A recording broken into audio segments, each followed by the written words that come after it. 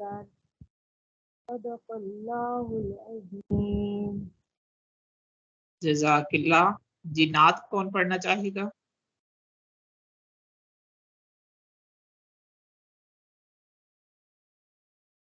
جی جس نے پڑھنی ہے وہ شروع کر دے نعت.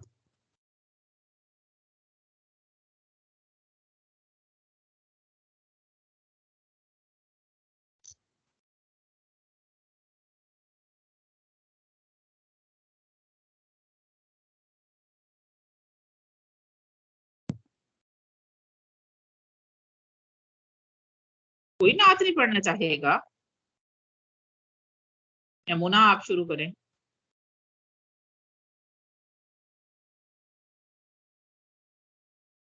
السلام علیکم. وعلیکم السلام. میم میں پہلے انتظار کرتی ہوں کہ اگر کسی نے پڑھنی ہو تو وہ پڑھ لے تاکہ اسٹارٹ سب کریں، لوگوں سر کو. آنے والے ہیں پھر مسئلہ ہوگا. کسی اور نے پڑھنی ہے تو ہینڈ ریز کر دے یا بول دے کہ میں نے پڑھنی ہے، ورنہ میمونہ شروع کر رہی ہیں. میں پڑھ رہی ہوں. خسروی اچھی لگی نا سروری اچھی لگی خسروی اچھی لگی نا سروری اچھی لگی ہم فقیروں کو مدینے ہم فقیروں کو مدینے کی گلی اچھی لگی خسروی اچھی لگی نا سروری اچھی لگی دور تھے تو زندگی بے رنگ تھی بے کیف تھی دور تھے تو زندگی بے رنگ تھی بے کیف تھی ان کے کوچے میں گئے تو ان کے کوچے میں گئے تو زندگی اچھی لگی خسروی اچھی لگی نا سروری اچھی لگی ناز کر تو اے حلیمہ ناز کر تو اے حلیمہ سرور کونین پر ناز کر تو اے حلیمہ سرور کونین پر گر لگی اچھی تو تیری جھونپڑی اچھی لگی گر لگی اچھی تو تیری جھونپڑی اچھی لگی میں نہ جاؤں گا کہیں بھی میں نہ جاؤں گا کہیں بھی در نبی کا چھوڑ کر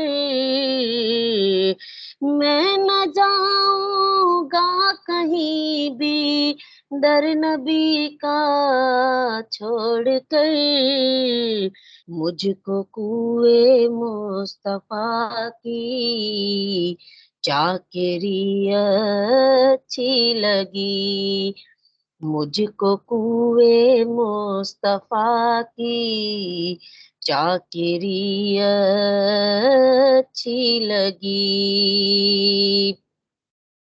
رکھ دیے سرکار کے قدموں پہ سلطانوں نے سر رکھ دیے سرکار کے قدموں پہ سلطانوں نے سر سرور کونوں مکان کی सादगी अच्छी लगी सरवरे कोनो मकां की, सादगी अच्छी लगी,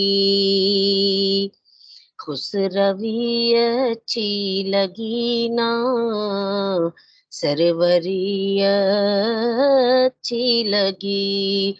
हम फकीरों को मदीने, हम फकीरों को मदीने की गली अच्छी लगी,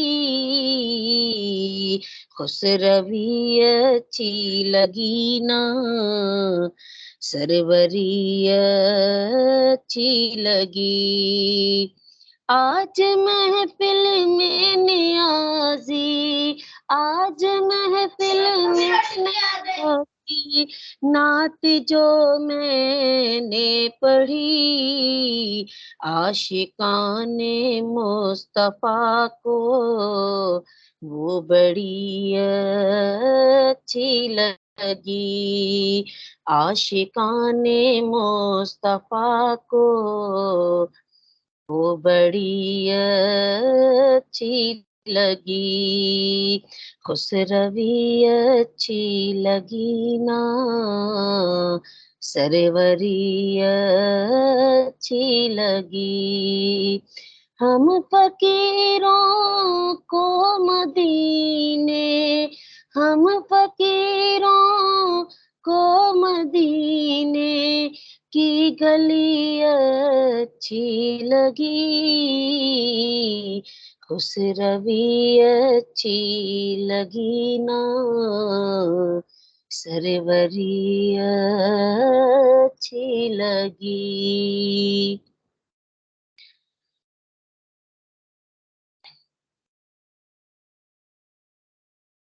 जी माशाल्लाह, जज़ाकिल्लाह। कोई और नात पढ़ना चाहे तो वो भी शुरू कर सकता है। मेरे ख्याल में सर अभी तक नहीं पहुंचे। बगैर बताए शुरू करते हैं जिसने पढ़नी है।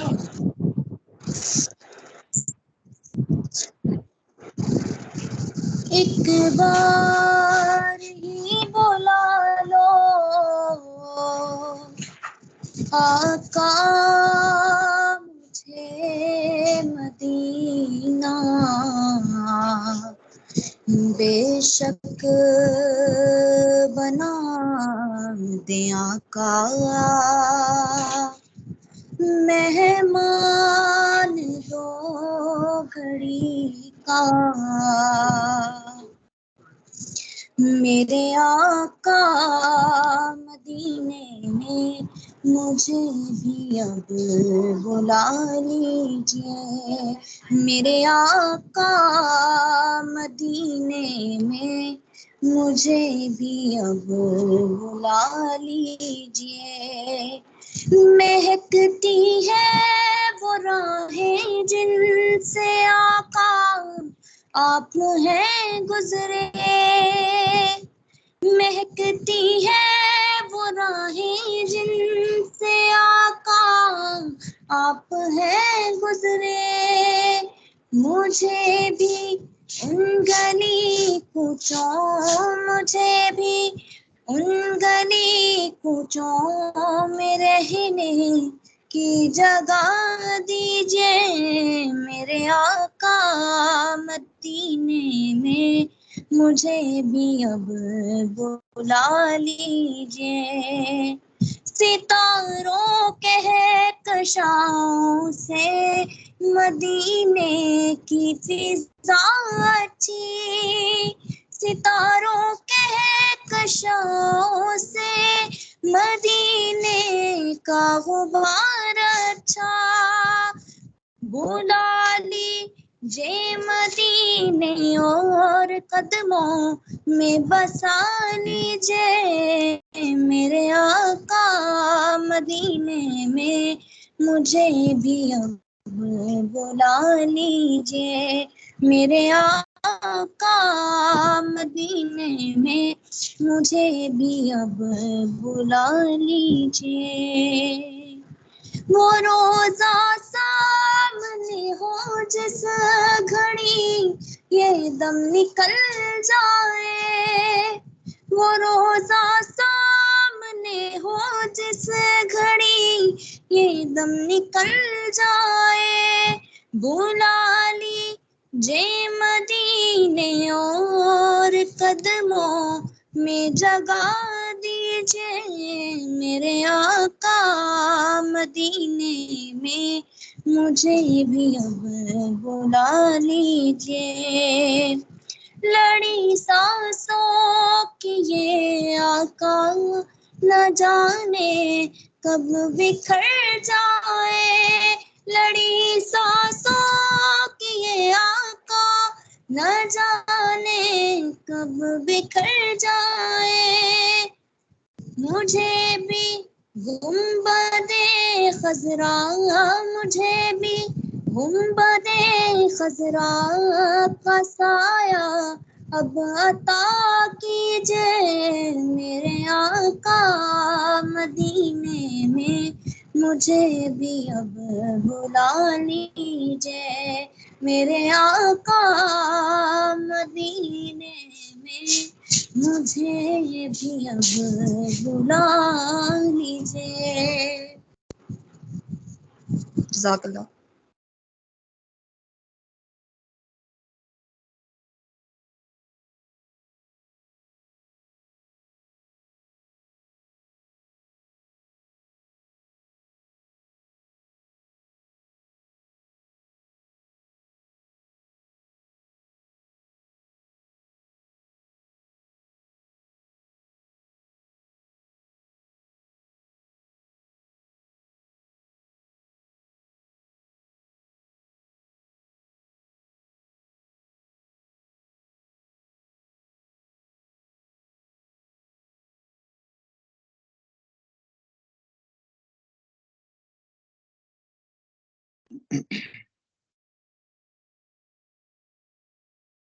بسم اللہ الرحمن الرحیم۔ ڈیئر اسٹوڈینٹس، السلام علیکم۔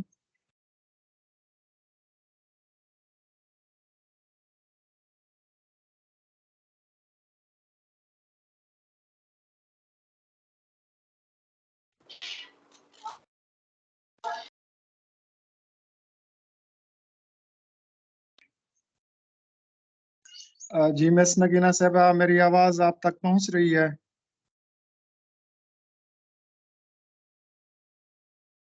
جی سر، بالکل آپ کی آواز بہترین آ رہی ہے۔ جی، تو مس نگینہ صاحبہ سے گزارش ہے کہ وہ اسکرین شو کر دیں تاکہ ہم لیکچر نمبر 10 کا آغاز کر سکیں۔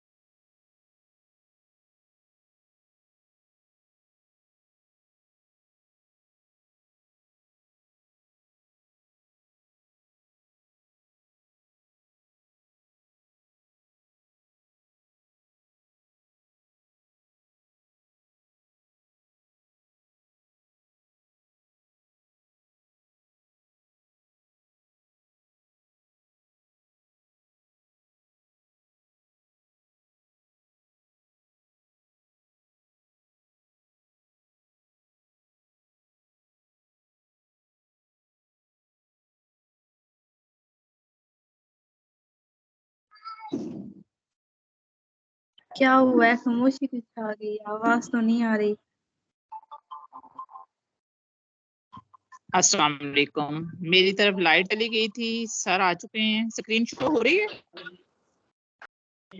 नहीं मैम, स्क्रीन शो नहीं हो रही, पहले शो हो रही थी, अब नहीं हो रही शो। स्क्रीन शो हो रही है या नहीं? नहीं मैम, नहीं हो रही शो। अच्छा, मैं दोबारा कर रही हूँ शो, अगर मेरी तरफ से स्क्रीन ऑफ करे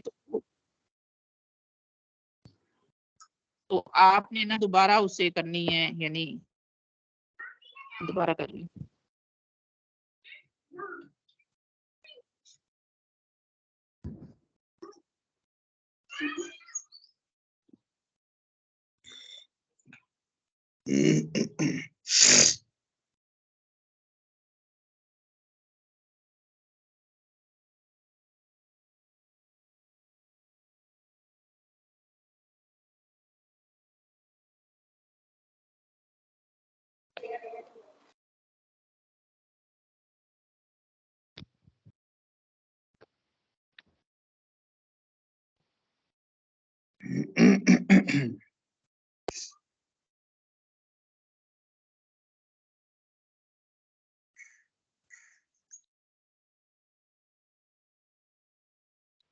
तो सिग्नल जा सकते हैं।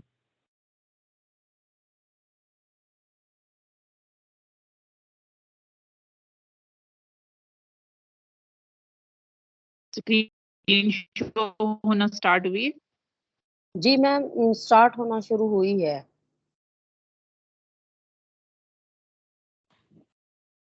स्क्रीन हो रही है शो।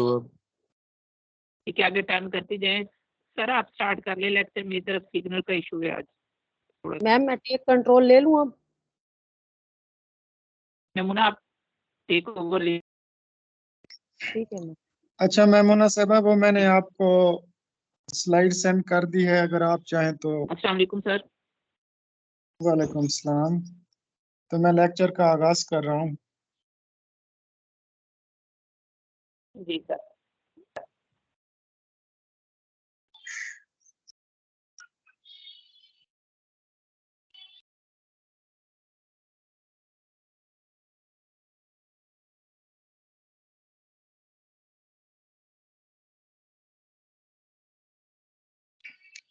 बिस्मिल्लाहिर्रहमानिर्रहीम। ज़फ़र इकबाल उर्दू एकेडमी की तरफ से लेक्चर नंबर 10 का आगाज किया जा रहा है।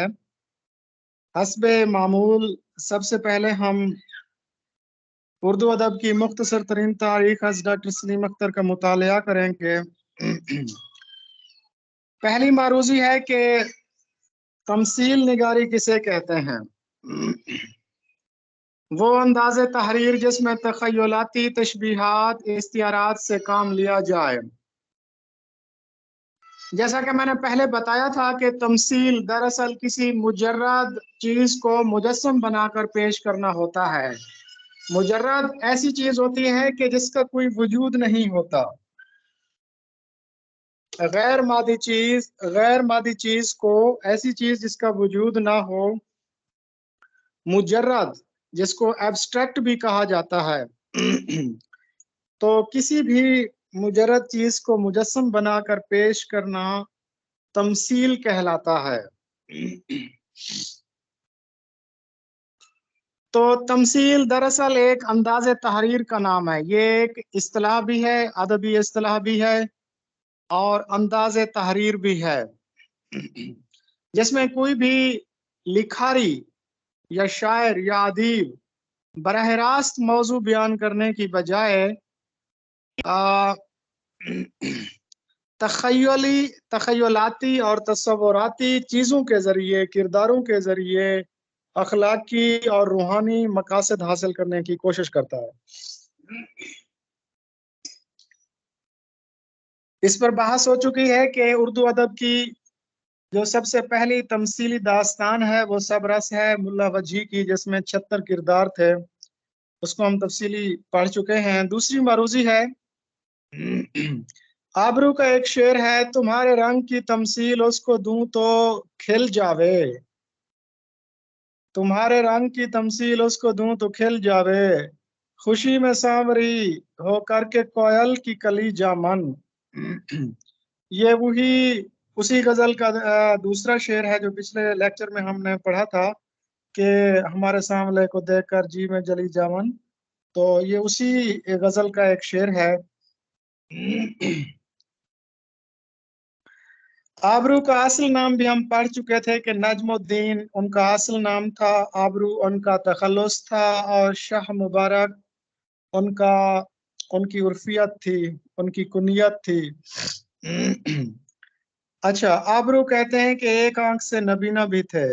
جرت کے بارے میں بھی کہا جاتا ہے کہ جرت جو ہے وہ نابینا تھے. آبرو کے بارے میں بھی کہا جاتا ہے کہ وہ نابینا تھے. عمر کے بارے میں بھی کہا جاتا ہے کہ وہ نابینا تھے. اچھا، یہ مرزا مظہر جانے جانا سے ان کی ادبی چشمک رہتی تھی. مرزا مظہر جانے جانا، اس کے بارے میں تھوڑی سی ڈیٹیل میں آپ کو بتا دوں.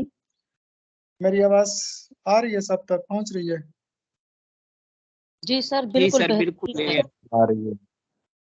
شہدہ امین میسج کر رہی ہے کہ سر میں لابی میں ویٹ کر رہی ہوں اور مجھے کوئی جوائن نہیں کر رہا، تو پلیز اس کو جوائن کر لیجئے.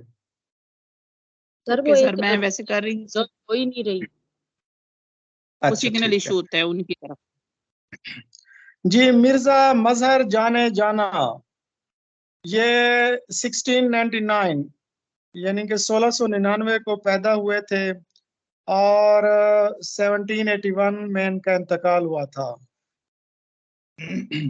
ان کے جو والد تھے ان کا نام تھا جی، یہ منال چودھری بھی لابی میں موجود ہے اور وہ کہہ رہی ہے کہ سر مجھے جوائن کر لیں.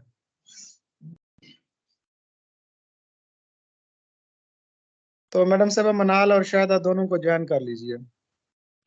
سر بالکل ساتھ ساتھ کر رہی ہوں. جن کی طرف سگنل ایشو ہو وہ تھوڑے لیٹ ہوتے ہیں. ایک گیسٹ کے نیم سے ہیں، باقی سب ایڈمٹ ہو چکے ہیں. منال اپنے ہونے کا وجود دیں سر کو. جی، مرزا مظہر جانے جانا، ان کے جو والد تھے وہ اورنگزیب عالمگیر کے دربار میں کام کرتے تھے. تو سر اس ان کے وقت والد لابی میں کوئی بھی موجود نہیں ہے. میں نے کہا پوری ڈیٹیل اچھا، دے دوں آپ کو. سوری. ان کے والد کا اب آپ نام سر تھا مرزا جان سلطان اور یہ اورنگزیب عالمگیر کے دربار سے منسلک تھے. تو جب ان کو مرزا مظہر جانے جانا کے پیدائش کی خبر دی گئی تو یہ اس وقت دربار میں تھے اور کہتے ہیں کہ اورنگزیب عالمگیر نے ان کو مبارکباد پیش کی اور پھر کہا کہ بیٹا جو ہے اپنے باپ کی جان ہوتا ہے، تو آپ کا نام جان ہے تو میں اس کا نام رکھتا ہوں جانے جان. پھر عام لوگوں نے جانے جانا اس کو بنا دیا تھا، اصل نام تھا جانے جان. فارسی کے شاعر تھے، سلسلہ قادریہ سے ان کا تعلق تھا اور 80 سال کی عمر پائی. بنیادی طور پر صوفی تھے، ان کے مریدین بھی تھے. تو 80 سال کی عمر میں اہل تشیع کے چند افراد نے ان کو شہید کر دیا تھا. تو ان کا فارسی کا ایک مجموعہ بھی موجود ہے اور کہا جاتا ہے کہ یہ اصلاح گوئی کی تحریک کے جو بابا آدم ہیں، یہ جو اولین بانی ہیں، وہ بھی مرزا مظہر جانے جانا ہے. اس کے بعد نیکسٹ معروضی ہے جغرافیہ زبان و ادب پر گہرا اثر ڈالتا ہے. یہ ڈاکٹر سلیم اختر کا کہنا ہے. پہاڑوں میں رہنے والے قبائلی اور گجرات کے کسانوں کے لہجوں میں فرق ہوتا ہے، یعنی جغرافیہ کی وجہ سے بھی وہ فرق ہوتا ہے. آپ یہ دیکھیں کہ جو گلگت بلتستان کے لوگ ہیں نا، وہ وہاں پر سردی زیادہ ہوتی ہے تو وہ لوگ زیادہ منہ اوپن نہیں کرتے. تو جغرافیہ جو ہے لہجوں پر اثر ڈالتا ہے اور کہا جاتا ہے کہ ہر 10 میل کے بعد لہجہ تھوڑا سا تبدیل ہو جاتا ہے.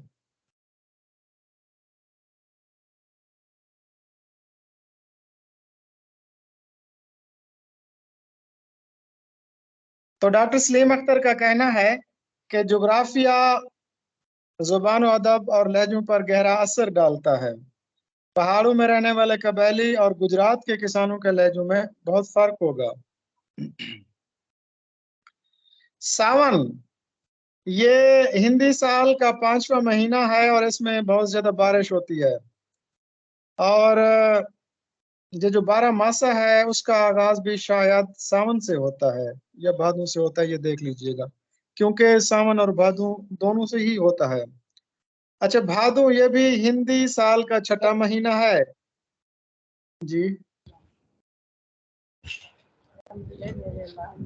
घनघोर घटा ऐसी घटा जो काले रंग की होती है और जब वो आसमान पर छाती है तो तारीकी छा जाती है। काले बादल जिसको कहते हैं, ऐसे बादल जो बरसने के करीब हों उसको हम कहते हैं घनघोर घटाएं।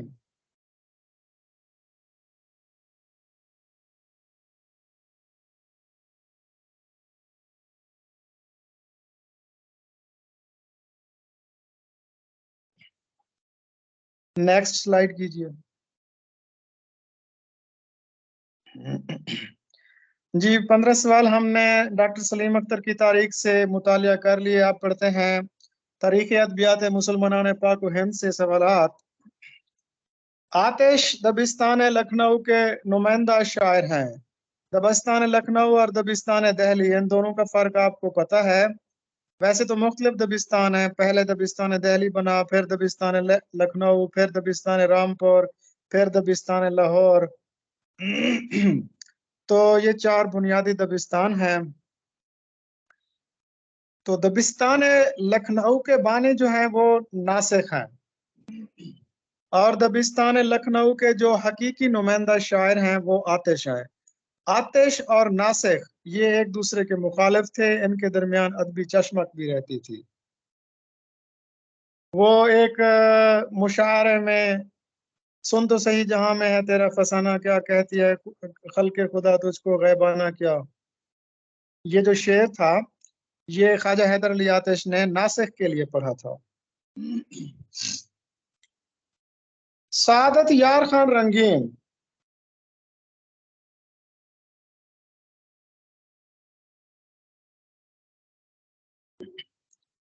सादत यार खान रंगीन जो है वो 1757 में पैदा हुए थे और 1835 में इनका इंतकाल हुआ था।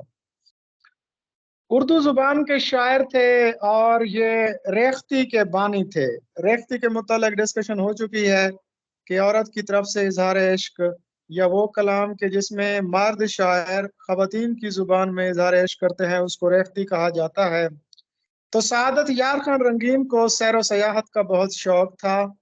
ये एक मुगल शहजादे थे, सुलेमान शिकोह, शिकवा नहीं पढ़ना बल्कि शिकोह पढ़ना है, सुलेमान शिकोह। ये सुलेमान शिकोह के यहाँ मुलाजिम थे। उसके बाद ये निज़ाम ऑफ हैदराबाद, ये जो हैदराबाद रियासत थी ना, इसका जो नवाब था, इसका जो गवर्नर होता था, इसका जो वजीर आजम होता था, उसको निज़ाम कहा जाता था। निज़ाम ऑफ हैदराबाद या निज़ाम ऑफ दक्कन बड़ा मशहूर है। तो ये निज़ाम हैदराबाद में अफसर तोप खाना भी रहे थे और आखिर में इन्होंने जो है ना ये सारे काम छोड़ के, मुलाजमत छोड़ के फिर घोड़ों की तिजारत शुरू कर दी थी। और मिर्जा मोहम्मद रफी सौदा के जो पेरेंट्स थे, जो वालिद थे, वो भी घोड़ों का कारोबार करते थे, घोड़ों की तिजारत करते थे। इंतहाई खूबसूरत शख्स थे सादत यार खान रंगीन, इंतहाई खूबसूरत शख्स थे, आशिक मिजाज भी थे और बड़े खलीक और मुतवाज़े किस्म के इंसान भी थे। ज्यादातर इन्होंने ऐशो इशरत में जिंदगी गुजारी और लखनऊ में फिर इनका इंतकाल हुआ था। इनकी जो सबसे दिलचस्प बात है, मैडम साहब मेरी आवाज आ रही है? जी सर बिल्कुल क्लियर है। मैं माइक कर लेती हूँ कि आपको डिस्टर्बेंस ना हो। जी जी बिल्कुल। अच्छा, सादत यार खान रंगीन के हवाले से जो दिलचस्प बात है वो ये है कि इनके 4 दवावीन हैं, इनके 4 दीवान हैं जो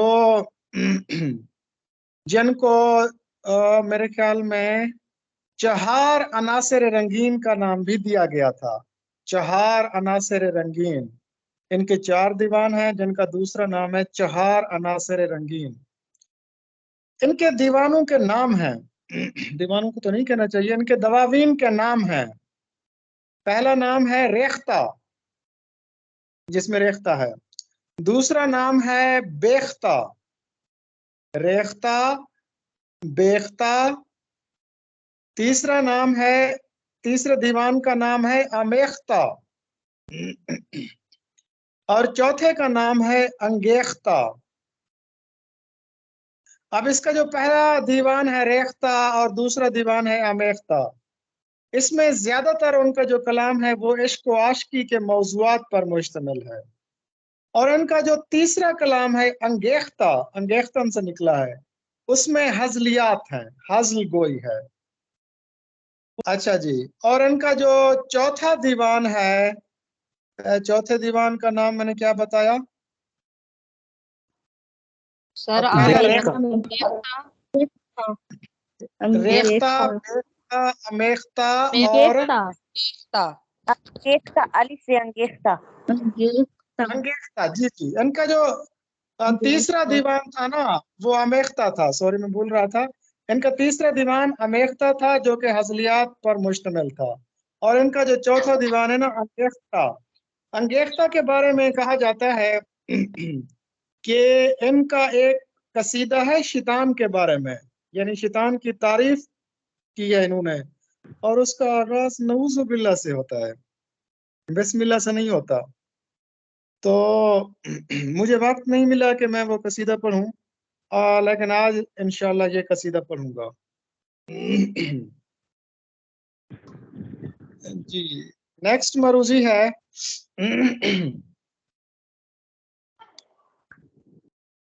آب حیات. آب حیات کے بارے میں آپ کو معلوم ہے کہ یہ اردو ادب کا پہلا باقاعدہ تذکرہ ہے. یہ قدیم شعرا کا جدید تذکرہ ہے.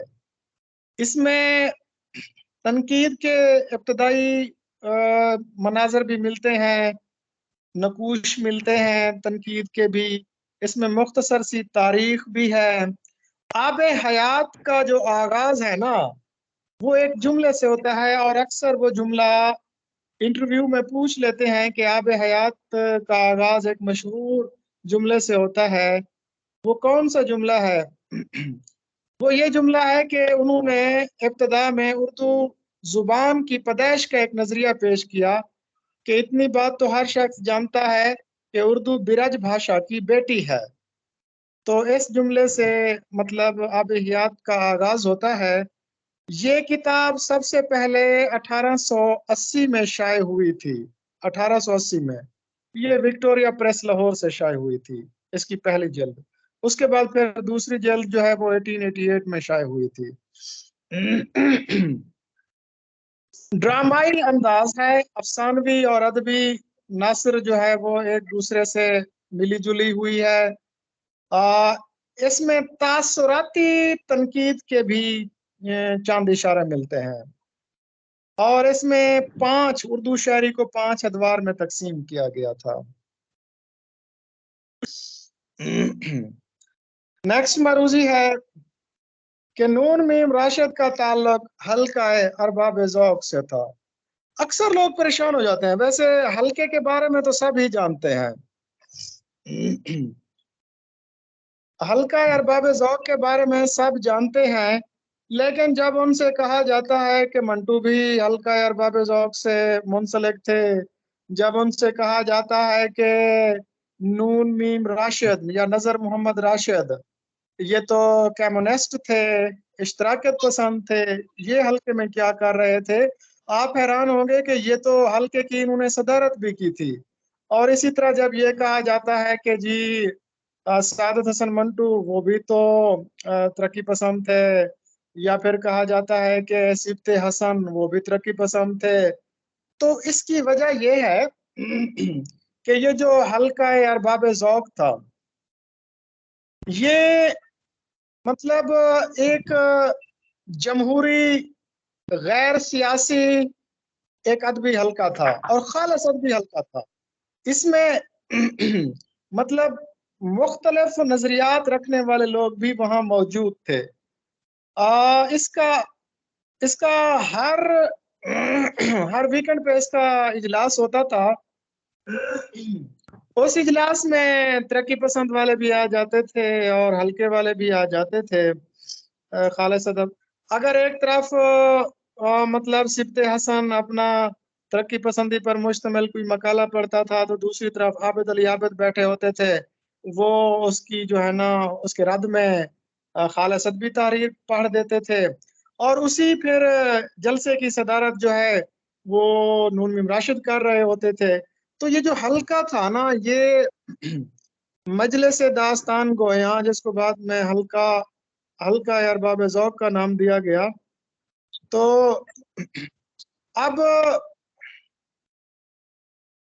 حلقہ ارباب ذوق, کچھ لوگ کہتے ہیں کہ یہ جو ذوق کا نام دیا گیا تھا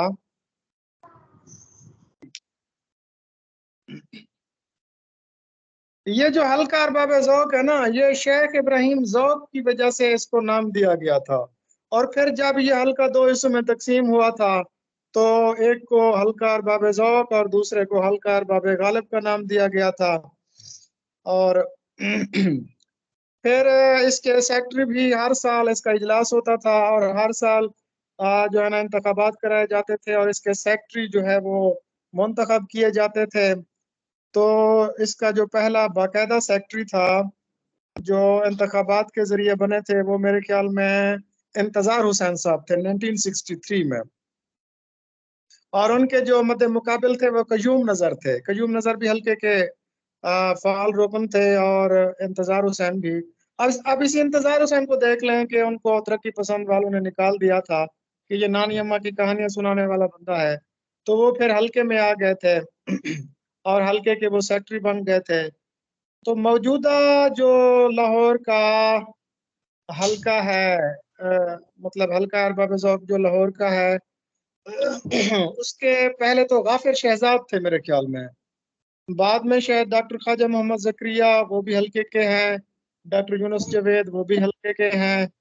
تو یہ جو لاہور میں حلقہ ارباب ذوق کا اجلاس ہوتا ہے یہ عام طور پر الحمرا ہال میں ہوتا ہے یا پھر کبھی کبھی ایوان اقبال میں ہوتا ہے, کیونکہ اس کے بھی 2 دھڑے بنے ہوئے ہیں نا وہاں پہ.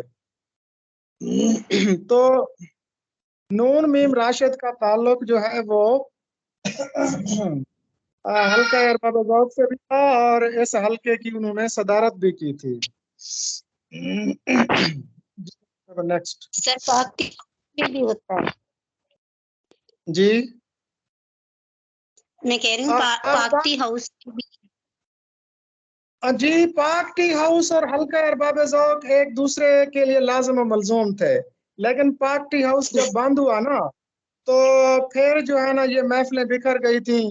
یہ وہ میرے خیال میں کون سا وہ مرکزی پارک ہے, اس کے ایک چوپال کے ساتھ جو مرکز ہے وہاں پر اس کا مطلب اجلاس ہوتا رہا ہے. اس کے بعد پھر یہ ٹی ہاؤس میں اب دوبارہ ٹی ہاؤس کو اوپن کر دیا گیا ہے. اب شاید میرے خیال میں ٹی ہاؤس میں ہوتا ہوگا, لیکن اس کے ساتھ ساتھ 3-4 جگہوں پر ہوتا تھا. پاک ٹی ہاؤس میں بھی ہوتا تھا اور چوپال میں بھی ہوتا تھا, مرکز میں بھی ہوتا تھا, الحمرا ہال میں بھی ہوتا تھا, ایوان اقبال میں بھی ہوتا تھا. تو یہ سارے جو ہے نا وہ چونکہ 1-2 دھڑے بھی ہیں نا اس وجہ سے یہ پھر مختلف جگہوں پر موجود ہوتے تھے. تو اب چونکہ اصل میں پاک ٹی ہاؤس کا ایک مسئلہ یہ ہے کہ اب اگر پاک ٹی ہاؤس میں وہ اجلاس کرواتے ہیں تو اس پہ خرچہ بہت زیادہ آتا ہے, خرچ بہت زیادہ آتا ہے. تو اس لیے پھر وہ کیا کرتے ہیں کہ الحمرا میں ادبی بیٹھک جمالی, ایوان اقبال میں جمالی یا پھر کسی اور بورڈ روم میں جمالی. ابھی ہاں جی پاک ٹی ہاؤس میں ابھی بھی صدارت ہو رہی ہے, اس کی حلقہ ارباب ذوق کے حوالے سے کافی اجلاس ہوئے ہیں, ابھی بھی جاری ہیں, اس لیے میں نے کہہ دیا.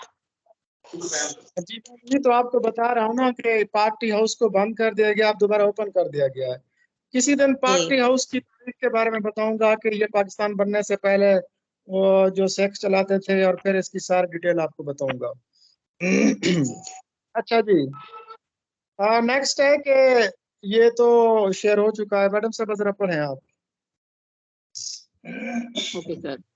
تو پشت سے ہے پیشہ آبا سپا گری، کچھ شاعری ذریعہ عزت پیشائے آبا سپا گری، سپا گری. کچھ شاعری ذریعہ عزت نہیں مجھے، پیشہ اور سپا غریب ہونے پر فخر کا اظہار کس نے کیا ہے؟ جی یہ تو مرزا اسد اللہ خان غالب، ان کے متعلق میں تفصیل سے بتا چکا ہوں کہ ترک ایبک تھے نا، یہ ترک مغل تھے، ایبک مغل تھے توران سے. یہ گزری ہے اسی دشت کی سیاہی میں، پانچویں پشت ہے شبیر کی مدائی میں. سر یہ ہو گیا ہے نا میرے خیال میں. جی یہ بھی میں آپ کو بتا چکا ہوں کہ اس میں 5 نسلوں کا ذکر کیا گیا ہے، میر انیس کی 5 پشتوں کا ذکر کیا گیا ہے. نیکسٹ شام پڑھیں گے. غم ہے کنارے راوی ہے، میں ہوں اور میرا سینہ کاوی ہے. جی بہت ہی خوبصورت یہ نظم ہے، میں نے پڑھی ہے. یہ تلوک چند محروم، تلوک چند محروم کا ایک شعری مجموعہ ہے گنج معانی. کسی نے پڑھا ہوا ہے؟ نہیں سر میں نے نہیں پڑھا، جب میں نے نہیں مجھے پڑھا تو ان میں لگتا سے شاید کسی نے پڑھا. مجھے لگتا ہے کسی نے نہیں پڑھا ہوا نا گنج معانی تلوک چند محروم کا. تو تلوک چند محروم کا جو گنج معانی ہے وہ میں نے پڑھا ہوا ہے، بہت ہی خوبصورت کلام ہے. تو ان کی یہ نظموں کا مجموعہ ہے، اس میں مختلف انہوں نے مناظر فطرت اور دنیا کے غم اور یاد رفتگاں کے عنوان سے مختلف نظمیں لکھی ہیں. تو مناظر فطرت کے عنوان سے ایک نظم ہے ان کی، یہ غالباً نظم نمبر 50 ہے، کنارے راوی. تو تلوک چند محروم کی جو نظم ہے کنارے راوی، اس کے اب مجھے صحیح بند تو یاد نہیں، میرے خیال میں کوئی اس کے 10 سے 12 بند ہوں گے، وہ دیکھ لیجئے گا. اس میں ایک ٹیپ کا مصرع ہے، ایک مصرع بار بار مطلب آ رہا ہے، شام غم ہے کنارے راوی ہے، میں ہوں اور میری سینہ کاوی ہے. اور یہ جو نظم انہوں نے لکھی تھی نا، یہ دراصل مناظر فطرت تھے، مناظر فطرت کے متعلق لکھی ہے، لیکن بنیادی طور پر اپنے والد جگن ناتھ آزاد کی یاد میں یہ نظم انہوں نے لکھی تھی. اگر پوچھ لینا کہ کنارے راوی کس کی نظم ہے تو تلوک چند محروم کی. ان کے کس شعری مجموعے میں موجود ہے؟ گنج معانی میں. اور کس عنوان سے ہے؟ مناظر فطرت کے عنوان سے ہے. اور کس کی وفات کا تذکرہ ہے؟ والد کی وفات کا تذکرہ ہے. اس کا ایک بند بڑا خوبصورت ہے جو مجھے بہت پسند آیا، کئی بچھڑے ہوئے ملے ہوں گے. واہ بہت خوبصورت. کئی بچھڑے ہوئے ملے ہوں گے، شکوے کچھ ہوں گے کچھ گلے ہوں گے، آرزوؤں کے گل کھلے ہوں گے، دامن شوق میں سلے ہوں گے، شام غم ہے کنارے راوی ہے، میں ہوں اور میری سینہ کاوی ہے. تو واہ سر.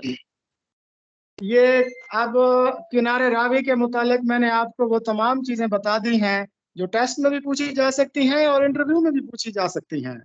ہم لوگوں کو تو پہ بھی تلاش کریں تو آپ کو کنارے راوی نہیں ملے گی. اور بچے کہتے ہیں کہ جی کنارے راوی اقبال کی ہے، اور بھائی اس نے ایک مصرع دے دیا ہے کہ شام غم ہے کنارے راوی ہے، یہ کس شاعر کی نظم کا ہے؟ ٹھیک ہے اقبال کی نظم بھی ہے کنارے راوی، لیکن اگر وہ مصرع دے دے کہ یہ مصرع کس شاعر کا ہے تو وہ تلوک چند محروم کا ہے. کئی بچھڑے ہوئے ملے ہوں گے، شکوے کچھ ہوں گے کچھ گلے ہوں گے، آرزوؤں کے گل کھلے ہوں گے، دامن شوق میں سلے ہوں گے، شام غم ہے کنارے راوی ہے، میں ہوں اور میری سینہ کاوی ہے. سر یہ واہ سینہ سر. کیا ہوتا ہے؟ سر جی سر یہ ایک سینہ لفظ کاوی کا کیا ہوتا ہے؟ تلفظ ابھی آپ نے ریپیٹ کیا ہے، ٹیپ. یہ اکثر لوگ ٹیپ پڑھتے ہیں، اس کا بھی تھوڑا سا تلفظ واضح کرتے ہیں. ٹیپ اور یہ نہیں ان ہے، کا یہ سوال بھی سن. وہ جیسے ہم جی گھروں میں ٹیپ کہتے ہیں نا کہ ہم پلستر کرا رہے ہیں تھوڑی سی ٹیپ کرا لیتے ہیں، ٹھیک ہے جی. تو یعنی کہ کیا مطلب، دیواروں کے ساتھ چونا ملا دیتے ہیں یا سیمنٹ ملا دیتے ہیں یا ریت ملا دیتے ہیں تو اس کو ٹیپ کرنا کہتے ہیں. तो ये टीप का मिसरा है, TEEP, टैप नहीं, टैप तो वो टेप रिकॉर्डर होता है ना। अच्छा, ये सीना काबी का मतलब होता है सीना कॉपी करना, हाय हाय करना, मातम करना, इजहार करना। जी नेक्स्ट। तुंदी बादे मुखालिफ से ना घबरा ए उकाब, ये तो चलती है तुझे ऊंचा उड़ाने के लिए। ये शेर किसका है? जी, आमतौर पर लोग समझते हैं कि ये शेर जो है डॉक्टर अल्लामा मोहम्मद इकबाल का है, लेकिन ये डॉक्टर अल्लामा मोहम्मद इकबाल का नहीं है, बल्कि ये सादिक हुसैन काज़मी का है, जो कि शकरगढ़ के रहने वाले थे, और ये शेर उनसे मंसूब है। गुर्बत की भी होती है जब सुबह शाम, करता है सफर काफिला राह तो आराम। गुर्बत के क्या मानी है? गरीब मुसाफिर को कहते हैं, गरीब और दियार, यानी जो अपने वतन से दूर हो, दूसरे लफ्ज में मुसाफिर। मेरी उर्दू तांगे वाले की उर्दू है, ये जुमला किस मुक़द्दर हस्ती का है?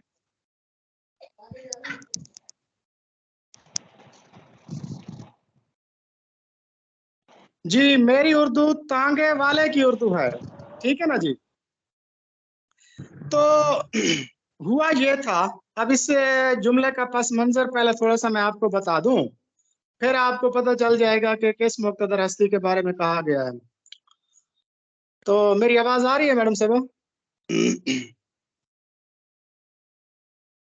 जी सर, बिल्कुल क्लियर है, माशाल्लाह। अच्छा जी। तो कैद आजम से एक मरतबा बाबा उर्दू मौलवी अब्दुल हक ने मुलाकात की थी। तो मुलाकात के बाद जब खाने का वक्त हुआ, तो खाने के दौरान उनकी आपस में गुफ्तगू चल पड़ी। कैद आजम ने बाबा उर्दू मौलवी अब्दुल हक से कहा कि आपको पता है कि मैंने पहली अपनी जो स्पीच की थी बंगाल में, वो किस जुबान में की थी? उन्होंने कहा कि नहीं, मुझे तो इल्म नहीं है। तो उन्होंने कहा था कि मैंने अपनी पहली तकरीर जो है वो उर्दू में की थी। हुआ यह था कि बंगाल में जब जलसा हो रहा था तो तकरीबन 2000 के करीब मजमा होगा। तो कैद आजम के साथ जो है मेरे ख्याल में थे सर अजीजुल हक साहब थे। तो कैद आजम ने उनसे पूछा कि इस मजमे में कितने लोग हैं जो अंग्रेजी जानते होंगे? उन्होंने कहा कि 500 के करीब होंगे। और कहा कि उर्दू जानने वाले कितने हैं या बांग्ला जुबान? तो उन्होंने कहा कि जी तकरीबन 1500 होंगे। तो फिर सर अजीजुल हक ने कहा कैद आजम को कि आप अंग्रेजी में स्पीच करें, मैं बांग्ला में उसका तर्जुमा करता जाऊंगा। तो कैद आजम कहते हैं कि मैंने उनका मशवरा ना माना और उर्दू में स्पीच की। यानी कैद आजम ने अपनी जिंदगी में जो पहली स्पीच की थी वो उर्दू में की थी। अच्छा, उसके बाद फिर ये उस वक्त कैद आजम ने कहा था कि बाबा उर्दू, मेरी उर्दू तो तांगे वाले की उर्दू है, यानी कि टूटी फूटी उर्दू, यानी शिकस्ता उर्दू कह लें। अच्छा, अब कायदे आजम ने उर्दू को कौमी जुबान करार दिया था, 2 मरतबा करार दिया था, ठीक है जी। एक तो ढाका के इजलास में, उसका पस मंजर काफी तवील है, वो भी मकसद बता दूंगा। और दूसरी बात यह है कि एक मरतबा सर फिरोज खान नून जो ईस्ट बंगाल के गालबान गवर्नर थे या प्राइम मिनिस्टर थे, प्राइम मिनिस्टर होंगे, और वेस्ट अपना सर फिरोज खान नून जो है ना, वेस्ट पाकिस्तान, मगरबी पाकिस्तान के भी प्राइम मिनिस्टर रहे थे। इन्होंने एक मरतबा अंग्रेजी में तकरीर की, तो लोगों ने नारे लगाने शुरू कर दिए, उर्दू उर्दू उर्दू। मैडम साहब मेरी आवाज आ रही है? जी सर, मैं बिल्कुल सुन रही हूँ, फौरन बता दूंगी अगर आवाज नहीं आए। हाँ, अच्छा, तो सर फिरोज खान नून अंग्रेजी में तकरीर कर रहे थे, फौरन जो है वो मतलब आवाजें आना शुरू हो गई कि उर्दू उर्दू उर्दू के नारे। तो उस वक्त सर फिरोज खान ने कहा कि जब मिस्टर जिन्ना अंग्रेजी में तकरीर करते हैं तो आप सब हमातन होश होकर सुनते हैं, अब मेरी तकरीर अंग्रेजी में नहीं सुन रहे। तो फिर फौरन ही कैद आजम अपनी कुर्सी से उठे اور کہا کہ فیروز خان نون نے میرے پیچھے پناہ لے لی ہے، اس لیے میں اب اعلان کرتا ہوں کہ پاکستان کی قومی زبان صرف اور صرف اردو ہوگی۔ وہ ڈھاکہ والا واقعہ بعد میں سناؤں گا آپ کو، ٹھیک ہے جی؟ نیکسٹ پڑھیں جی۔ نالا کا شیراز کا بلبل ہوا بغداد پر، داغ رویا خون کے آنسو جہان آباد پر۔ شیراز کا بلبل سے کون سی ذات مراد؟ جی یہ جو نالا کا شیراز کا بلبل ہوا بغداد پر، داغ رویا خون کے آنسو جہان آباد پر، یہ جو شعر ہے نا یہ میرے خیال میں بانگ درا کی ناظم سکلیہ کا شعر ہے۔ سکلیہ جو کہ جو کہ علامہ اقبال کا شہر آشوب ہے، اس کو شہر آشوب نہیں پڑھنا، شہر آشوب پڑھنا ہے۔ اقبال کا جو شہر آشوب ہے سکلیہ، غالباً جولائی 1908 میں جب ڈاکٹر علامہ اقبال واپس آ رہے تھے تو انہوں نے راستے میں یہ مرثیہ لکھا تھا، یہ شہر آشوب لکھا تھا۔ تو یہ اکثر پوچھ لیتے ہیں پیپر میں، نالا کا شیراز کا بلبل ہوا، شیراز، اب شیراز یہ تو آپ کو پتہ ہے سعدی شیرازی کی طرف اشارہ ہے، ایران کا ایک شہر بھی ہے۔ یہ بغداد سے کیا مراد ہے؟ یہ دراصل سقوط بغداد کی طرف اشارہ ہے۔ 1258 میں آپ کو پتہ ہے منگولوں نے بغداد کو تباہ برباد کر دیا تھا نا، تو اس کے مرثیے لکھے تھے شیخ سعدی شیرازی نے، اس لیے پھر نالا کا شیراز کا بلبل اسے کہا جاتا ہے۔ یہاں پہ بلبل استعارہ کے طور پر بھی استعمال ہوا ہے۔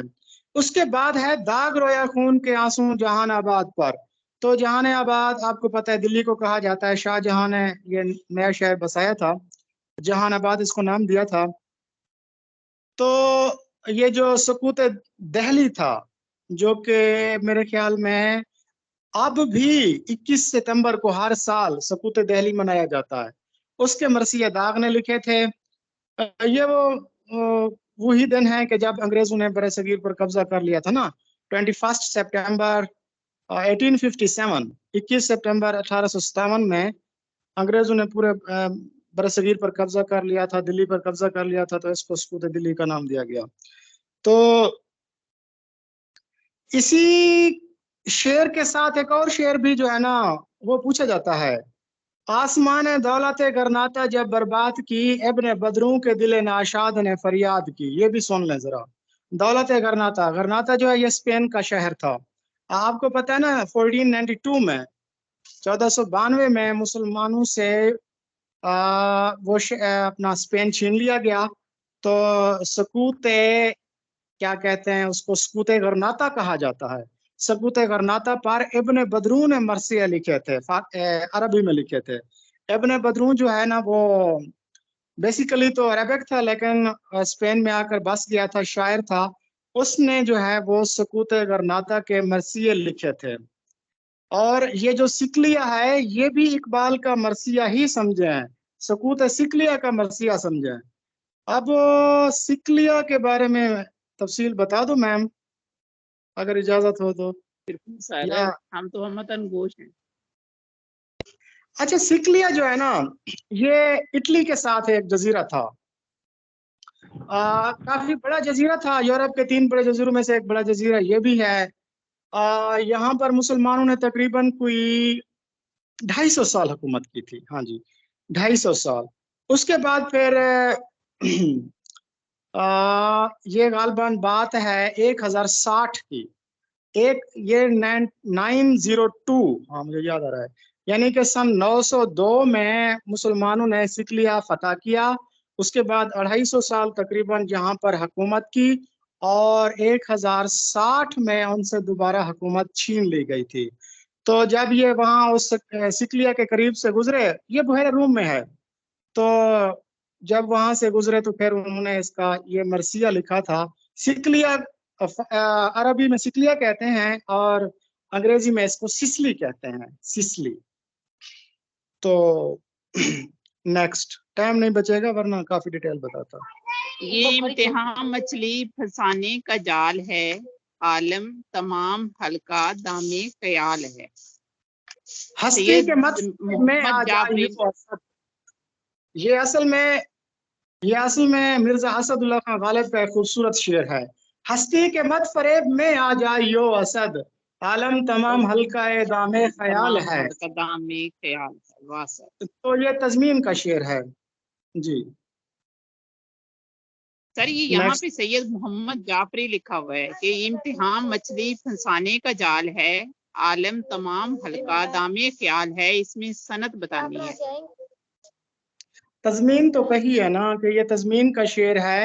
یہ تضمین یا جی گرہ سر. کے طور پر استعمال کیا ہے سید محمد جعفری نے. سید محمد جعفری نے. اور اس کے بعد یہ اوریجنل جو شعر ہے وہ مرزا اسد اللہ خان غالب کا ہے. ٹھیک ہے سر. سر پہلا ہوئے جو گل مصرع لے ہے گئی. جی ہستی کے مت فریب میں آ جائیو اسد. یعنی غالب نے زندگی کو بھی ایک فریب سے تشبیہ دی ہے نا، فریب ہستی. یہ جو کچھ دیکھتے ہیں ہم فریب خواب ہستی ہے، تخیل کے کرشمے ہیں، بلندی ہے نہ پستی ہے. بڑا مشہور شعر ہے نا ناز کیالوی کا. تو ہستی کے مت فریب میں آ جائیو اسد، عالم تمام حلقہ دام خیال ہے. جی نیکسٹ میڈم صاحبہ. ہوئے گل لے گئی بیرونی چمن رازے چمن، کیا قیامت ہے کہ خود پھول ہیں غمازے چمن. علم البیان کی صورت بیان کرنی ہے سر. زبردست. یہ شکوہ کا بند نمبر 28 ہے. بوئے گل لے گئی بس بیرون چمن راز چمن، کیا قیامت ہے کہ خود پھول ہے غماز چمن. عہد گل تمام ہو گیا، عہد گل تمام ہوا، ٹوٹ گیا ساز وطن، اڑ گئے ڈالیوں سے زمزمائے پرداز چمن. ایک بلبل ہے کہ محو ترنم ہے اب تک، اس کے سینے میں ہے نغموں کا تلاطم اب تک. تو ہاں جی یہاں پر چمن اور پھول یہ استعارے کے طور پر استعمال ہوا ہے. چمن سے مراد ہے امت مسلمہ یا ہندوستان، اور پھول سے مراد ہے مطلب اچھے لوگ، اچھے مسلمان، جیسے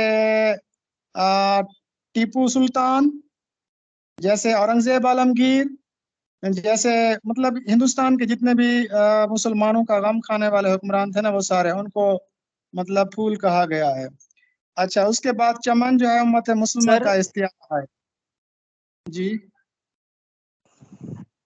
سر یہ اورنگزیب عالمگیر تو اسے تاریخ میں تو زیادہ اچھا کریکٹر نہیں دکھایا گیا. کیسے؟ سر یوسفی نے انہی کے بارے میں کہا ہے نا کہ کیا انہوں چیز؟ نے نہ کوئی نماز چھوڑی اور نہ ہی کسی بھائی کو چھوڑا. تاریخ تو داغدار ہے ہماری، اس میں تو کوئی شک نہیں ہے. جی سر.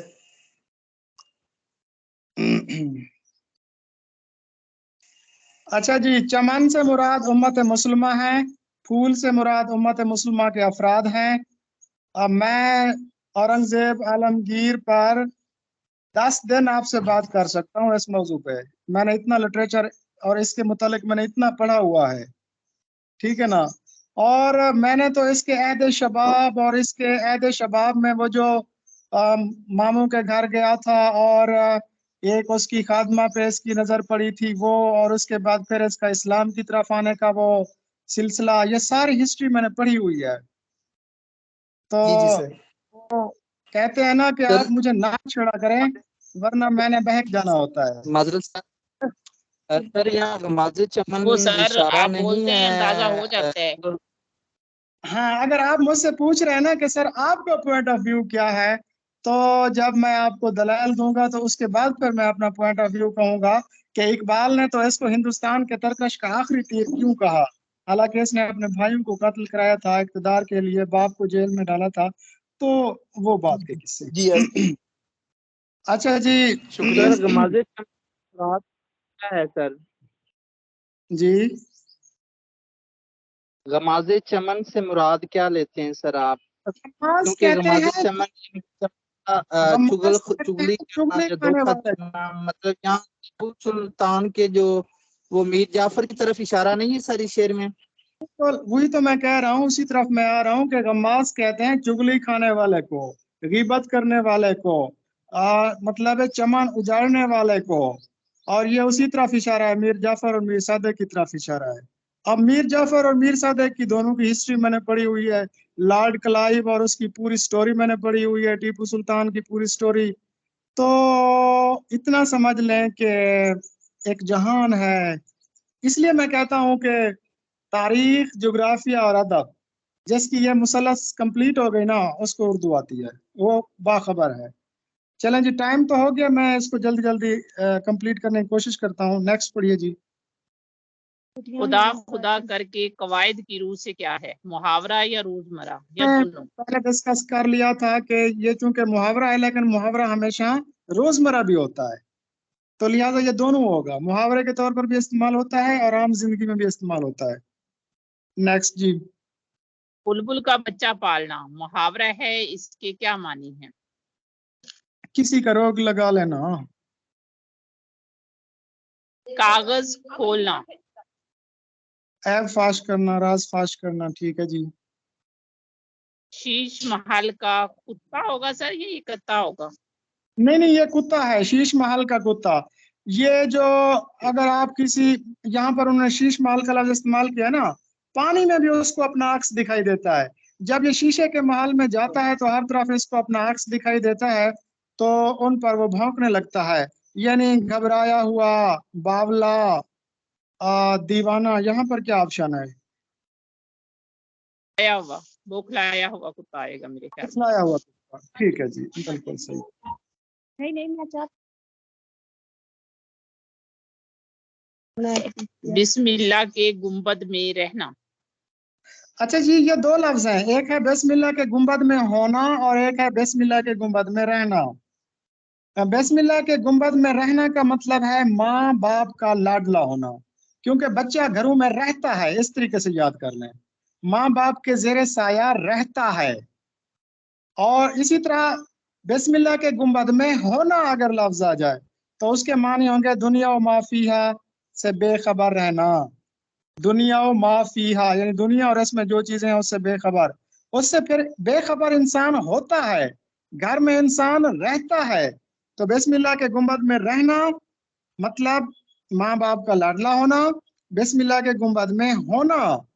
اکثر ممبرز اور جو لوگ تیاری کرتے ہیں نا، وہ بڑے کنفیوز ہوتے ہیں کہ دیکھیں یہاں پر بسم اللہ کے گنبد میں رہنا کے معنی لکھے ہوئے ہیں ماں باپ کا لاڈلا ہونا، دوسری طرف لکھے ہوئے ہیں دنیا مافیا سے بے خبر۔ ارے بھائی ذرا توجہ سے دیکھو، وہاں پہ لفظ ہونا ہے، یہاں پہ رہنا ہے، تو چار آنکھوں سے پڑھو نا۔ نیکسٹ جی۔ طرح ڈالنا محاورہ ہے، اس کے کیا معنی ہوں گے؟ جی یہ تو آسان ہے، بنیاد ڈالنا۔ فوائے عبادت کے معنی کیا ہیں؟ فہوا، یہ میرے خیال میں عربی زبان کا لفظ ہے، ہاں جی۔ اس کے معنی ہے کہ گفتگو کا کرینہ، سلیقہ، اور گفتگو کا انداز یا گفتگو کا لب لباب یا کسی بھی عبارت کا جو مفہوم ہوتا ہے اس کو فہوا عبارت کہتے ہیں۔ ہے کوئی کیا کلی باماسی اندر کلی ہے۔ ہاں جی۔ کندہ ناتراش کا مطلب کیا ہے؟ کندہ ناتراش، کندہ کہتے ہیں لکڑی کو، ناتراش انگھڑی، یعنی انگھڑی لکڑی، تو بے سلیقہ گنوار عورت جو ہوتی ہے نا اس کو کہتے ہیں۔ غلط مبس ہونا سر، یہ لفظ ہے جی غلط یہ مبس ہونا۔ خلط مبحث ہونا ہوگا، میم پر زبر، پے پر زبر، خلط مبحث ہونا، یعنی کہ بے فائدہ الجھاؤ دینا، جان بوجھ کر گفتگو میں کوئی ایسا لفظ یا جملہ ڈال دینا جو مطلب الجھاؤ پیدا کرے، معاملے کو بگاڑے، جان بوجھ کر جو ہم جملہ بولتے ہیں نا اپنی گفتگو میں، جس سے معاملہ مزید پیچیدہ ہو، خواہ مخواہ کا الجھاؤ، بے فائدہ الجھاؤ۔ جی نیکسٹ۔ خلط مبس ہونا، آگے نعت نہ پیچھے پگا۔ جی آگے نعت نہ پیچھے پگا، یہ نعت تو وہ نعت کو کہتے ہیں نا جو جانوروں کے ناک میں وہ جو رسی ڈالی ہوتی ہے نا، जिसकी मदद से फिर वो सवार जो है अपने सवारी को पकड़ता है, उसको नात कहते हैं। पग्घा किसे कहते हैं? पग्घा जो है दरअसल आप देखें कि जो रेवड़ चल रहा हो तो उसमें एक जानवर ऐसा होता है जिसके बारे में मालिक का ख्याल होता है कि ये अपने गले से बिछड़ जाएगा, ये जो अपना जो रेवड़ है उससे बिछड़ जाएगा। तो फिर क्या करते हैं, उस जानवर के पाँव में एक रस्सी डाल देते हैं और उस रस्सी का दूसरा सिरा किसी दूसरे जानवर के पाँव के साथ बांध देते हैं, उसको पग्घा कहते हैं। तो वो रस्सी जो उस जानवर के पाँव में डाली जाती है जिसके मुतालिक खतरा होता है कि वो जो है अपना रास्ता भटक जाएगा, तो इसको कहा जाता है आगे नात ना पीछे पगा, यानी ऐसा शख्स जिसका कोई वली वारिस ना हो। अच्छा, एक और लफ्ज भी होता है तवीला। मैडम साहब, तवीला भी एक रस्सी का नाम होता है, जो रस्सी मतलब आमतौर पर इसको हमेशा तवीला पढ़ते थे, एक और गलती दुरुस्त। हाँ जी, ये वो रस्सी होती है जो कि जानवर के पाँव में बांधी जाती है। आप देखते हैं ना कि चरागाह में किसी गधे को किसी जानवर के पाँव में रस्सी बांध देते हैं और वो चरता रहता है ना एक खास हद तक, यानी सारे खेत को खराब ना करे। इसी तरह उस अस्तबल के अंदर जो लंबी रस्सी वो जो बंदर के गले में डाली जाती थी, वो तो एक तवीले की बिला बंदर के सारे पूरे हिस्ट्री है ना उसकी, शायद हमने डिस्कस की थी। तो उस रस्सी को भी तवीला कहा जाता है। नेक्स्ट पढ़ें जी। मुस्तजाबुल दावात की तरकीब उर्दू में मुस्तमिल है, इसके मानी क्या है? जी, मुस्तजाबुल दावात, जिसकी दुआ बारगाह खुदाबंदी में शर्फ कबूलियत की हामिल हो। जी नेक्स्ट। ये रमूज औकाफ के एतबार से दुरुस्त जुमला बताना है। कायदे आज़म का फरमान है, काम काम और काम हमारे लिए आज भी मशअले राह है। जी, सबसे पहले तो ये देखिए कि हमेशा किसी शख्स का जो कौल है ना, उसके बाद दो नुक्ते लगते हैं जिनको हम राब्ता कहते हैं। तो कायदे आज़म का फरमान, इसके बाद दो नुक्ते आपने लगा देने हैं। उसके बाद जब भी किसी शख्स के कौल को मिनवन नकल किया जाए तो उसको वावैन में बंद करते हैं, यानी इन्वर्टेड कामास में बंद करते हैं। तो सबसे पहले हमने कामे लगा देने हैं। तो कायदे आज़म का फरमान है, इसके बाद दो नुक्ते, उसके फौरन बाद वावैन, काम, कामा, काम और काम, यानी कि यहाँ पे सत्ते का इस्तेमाल है। पहले राब्ते का इस्तेमाल है, उसके बाद फिर वावैन का इस्तेमाल है, उसके बाद फिर सकते का इस्तेमाल है। काम, काम और काम, और उसके बाद फिर खत्मा, और उसके बाद वावैन बंद।